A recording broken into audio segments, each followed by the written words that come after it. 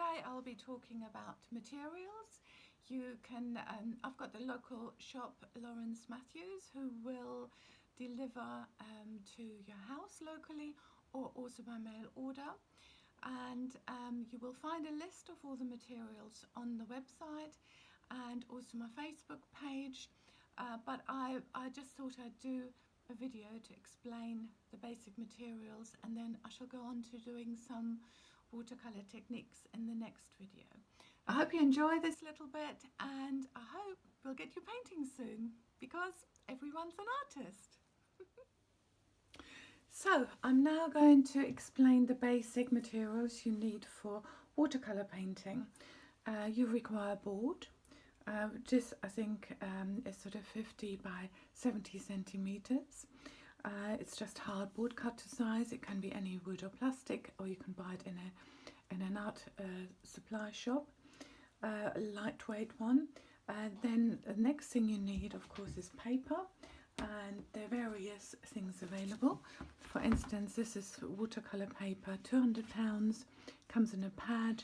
You can paint directly on this, or you can take it off and place it on your board and stretch it with the tape.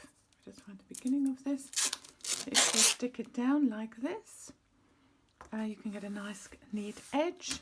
You can do that all the way around, and that will keep the paper on the board, and you can then move it around as well for various techniques so it doesn't move.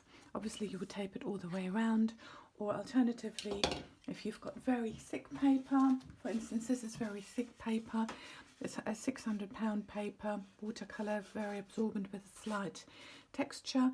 You can buy it sort of in large sheets, and that doesn't have to be stuck down because it's so thick. It won't buckle while you're painting, so you can just clip it on.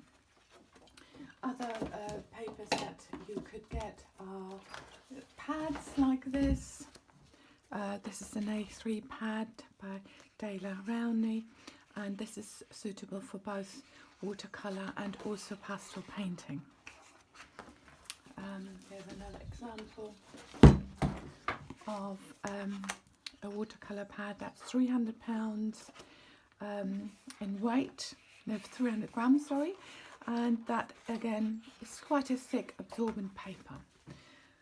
Right, next thing you need is brushes. I like these brushes, Winsor Newton. This is my favorite brush, number 4. It's got a point to it, and it's you can do big strokes with it, but also very fine work. Then I like rigger brushes. This is number 2. That is very good for grasses, and that's a number 4 rigger brush. This is just a very quite a reasonable brush for scumbling. You don't want anything wonderful to doing these sort of scruffy techniques. And this is an old brush for masking fluid. I like using masking fluid to apply to the paper to keep some of the paper white, and I will demonstrate that later. Here we are. We've got just an ordinary 2B pencil for drawing, and putty rubber. Putty rubber is better to use because you do not damage the surface of the paper. If you use an ordinary eraser, it will, you know, the watercolor will be absorbed in that area differently. Then here's a sponge.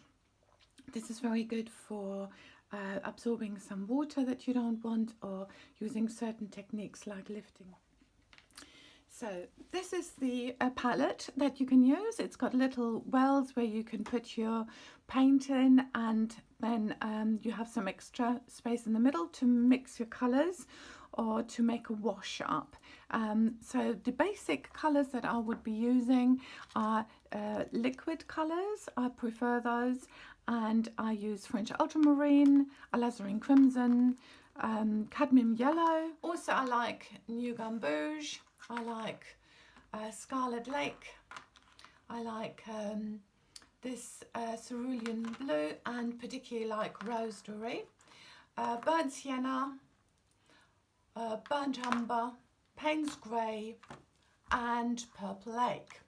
also raw sienna. So these are basically colours that you can mix many different shades from, but you can also get complete sets from the art shop. Winsor Newton do a basic set of 12 colours in these tubes, which would be probably quite a good buy. And also you can get the brushes that I explained earlier in a set, which again works out cheaper if you do that. I would in addition suggest that you have a rag handy just in case you need to do some mopping up. And of course you might want to buy yourself an easel. I usually paint with just placing something underneath the board to tilt it slightly so the watercolour can run. And in case I didn't mention it earlier, you may also want to get yourself some sea salt, and then you'll all be ready and set to go. So look forward to doing some techniques with you soon.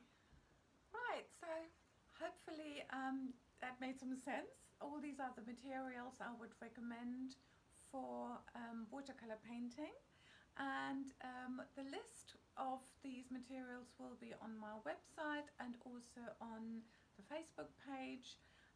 So you can purchase this from the local art shop, Lawrence Matthews, like I said before. I think they do a home delivery service at the moment in this time of lockdown, or if you're not living locally, they will send it out to you by mail order. And then once you've got all your materials together, you will be ready to go and become an artist, because as you know, everyone's an artist. So why not have a go and let's have some fun.